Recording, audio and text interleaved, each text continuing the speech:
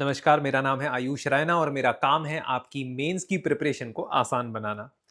PIB press information bureau बहुत ही important source माना जा रहा है यूपीएससी के लिए, खास तौर पे प्रीलिम्स 2026 के बाद से। बट मैं तो कई सालों से पीआईबी से स्टूडेंट्स को मेंस के लिए करंट अफेयर पढ़ाता आया हूं। ये पर्टिकुलर जो टॉपिक है, empowering women farmers in agriculture, ये एग्रीकल्चर और एलाइड सेक्टर में जरूर इस बार पूछा जा सकता है। और उसका प्राइमरी रीजन ये है कि 2026 को डिक्लेयर किया गया है international year of women farmer. अब इंडिया में भी आप देखोगे कि पीआईबी में एक डिटेल्ड आर्टिकल मार्च 2026 के अंदर बताया गया पॉलिसीज, इनोवेशंस और क्या क्या इंस्ट्रूमेंट इंस्टीट्यूशनल सपोर्ट मिला है एग्रीकल्चर के अंदर। तो जो हमारा जीएस 3 एग्रीकल्चर है, जीएस 1 ज्योग्राफी है, जीएस 1 सोसाइटी है, जीएस 3 इंक्लूसिव ग्रोथ है, इन सब में ये इंफॉर्मेशन इस्तेमाल हो सकती है। इस और 4-5 और आर्टिकल्स को कंपाइल करते हुए मैंने इसको स्पेसिफिकली हम मेंस के अंदर जहां जहां यूज कर सकते हैं जिन फैक्ट्स को, उसमें समराइज किया। जैसे इंडिया ने 2026 में मार्च के महीने में global conference on women agri food system इसको होस्ट किया। डेटा यूज कर सकते हैं हम अपने इंट्रोडक्शंस और कंक्लूजन्स में, जहां पता चलता है कि रूरल विमेन में से 80% एग्रीकल्चर के अंदर इन्वॉल्व है और उसमें से भी 33% जो है, 1/3 जो है वो एग्रीकल्चर लेबर के तौर पे इन्वॉल्व है।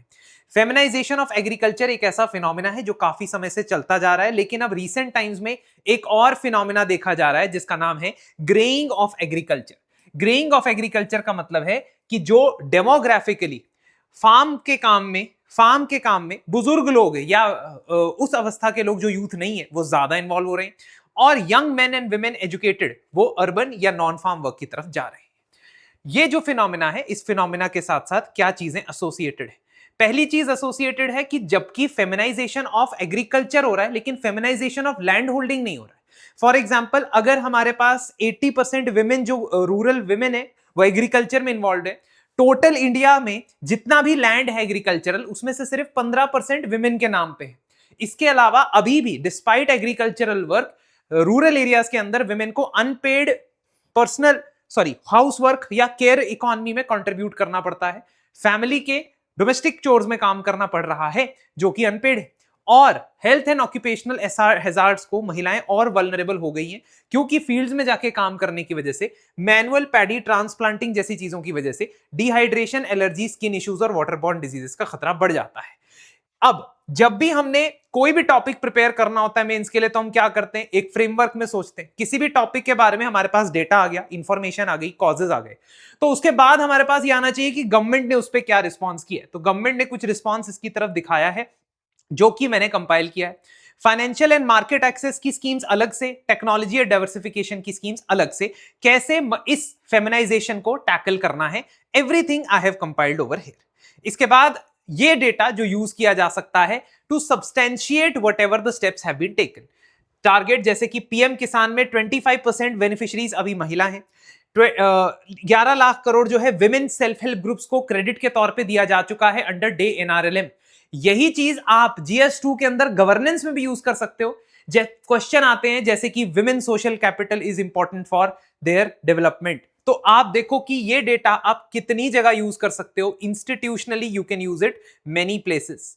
कृषि सखी को ट्रेन करने की जो सरकार की स्कीम है, उससे 5 टच पॉइंट्स अफेक्ट हो रहे हैं। ये डायग्राम अगर बना दोगे मेंस के अंदर तो काफी बड़ा प्रभाव पड़ेगा। डायग्राम के अंदर आप सेल्फ हेल्प ग्रुप एक टच पॉइंट, आंगनवाड़ी सेंटर दूसरा टच पॉइंट, ग्राम पंचायत तीसरा, स्कूल्स दूसरा और village level organisations and farmer producer organisations पांचवा टच पॉइंट हो जाएगा।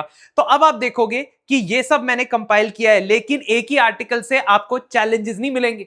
अगर आप प्रेस इंफॉर्मेशन ब्यूरो वाले आर्टिकल को पढ़ के जाओगे तो वो कभी भी चैलेंजेस नहीं देगा, लेकिन मेंस में चैलेंजेस भी पूछता है। तो मैंने बताया कि परसिस्टेंट चैलेंजेस अभी भी still despite all these measures आपको क्या देखने को मिल रहे हैं। Unpaid family labour, land ownership का स्टक होना, ऑल विमेन एफपीओस का कम होना, स्कीम का अलग अलग मिनिस्ट्रीज के पास स्प्रेड हो जाना, एंड अल्ट में मैंने वे फॉरवर्ड भी दिया है। कहने का मतलब है मैंने इसी प्रकार से एग्रीकल्चर के जितने भी करंट अफेयर्स हैं, मोस्ट इंपॉर्टेंट करंट अफेयर्स हैं, उनको मैंने कंपाइल किया हुआ है। और सिर्फ एग्रीकल्चर ही नहीं बल्कि 12 थीम्स के सबसे इंपॉर्टेंट जो current affairs previous year question की इंटेलिजेंस से पूछे जा सकते हैं इस बार के मेंस में, और उसका आप डेटा, फैक्ट्स, इंफॉर्मेशन इस्तेमाल कर सकते हो अपने किसी भी थीम के आंसर के अंदर। वो सब चीजें मैं आपको करवाऊंगा, जैसे agriculture and allied activities, human development में हेल्थ एजुकेशन स्किल, बजट और इकोनॉमिक सर्वे के कॉन्सेप्ट्स, एनवायरमेंटल पोल्यूशन और क्लाइमेट चेंज, सोशल इश्यूज और social justice, international relations, security, acts, policies जो न्यूज में रही, सुप्रीम कोर्ट की जजमेंट जो न्यूज में रही, स्पेस, डिफेंस और बायोटेक, कल्चर और एथिक्स। इन 12 थीम्स के करंट अफेयर्स में कवर करवाऊंगा। और इस करंट अफेयर्स को कवर करवाने के लिए I will be conducting a 3-day workshop. ये 3 दिन की जो वर्कशॉप है दोस्तों, 3, 4 और 5 अगस्त को, इसमें डेली 4 घंटे, मैक्सिमम 3 से 4 घंटे में हम 50-50 टॉपिक कवर करेंगे। तकरीबन हमारे 110 से 120 टॉपिक कवर हो जाएंगे और इन टॉपिक्स के जरिए आप अपने मेंस के आंसर को एनरिच कर पाओगे। हर आंसर में specific example, points, data, facts लिख पाओगे और इसकी वजह से आपके स्कोर में इंक्रीज आपको देखने को मिल सकता है। ये मैं दावा करता हूं क्योंकि मैं पिछले 6 सालों से स्टूडेंट्स को मेंस के लिए ट्रेन कर रहा हूं। मेरे बहुत सारे स्टूडेंट्स मेंस क्लियर करते हैं, आंसर राइटिंग में इंप्रूवमेंट लेके आते हैं, मार्क्स को 100 मार्क्स से इंप्रूव किया लास्ट ईयर आकृति ने, जिनका रैंक 93 आया। तो कहने का मतलब है कि our emphasis will be on improving the score and reading only those current affairs which can be used across the themes so that वो पढ़ा हुआ वेस्ट ना हो जाए। मिलते हैं आपसे इस वर्कशॉप के अंदर। डिस्क्रिप्शन लिंक में लगाओ, डिस्क्रिप्शन के अंदर लिंक लगा हुआ है। हमारी वेबसाइट पे जाओगे तो वहां पे भी आप इसके लिए रजिस्टर कर सकते हो। सी यू गाइज।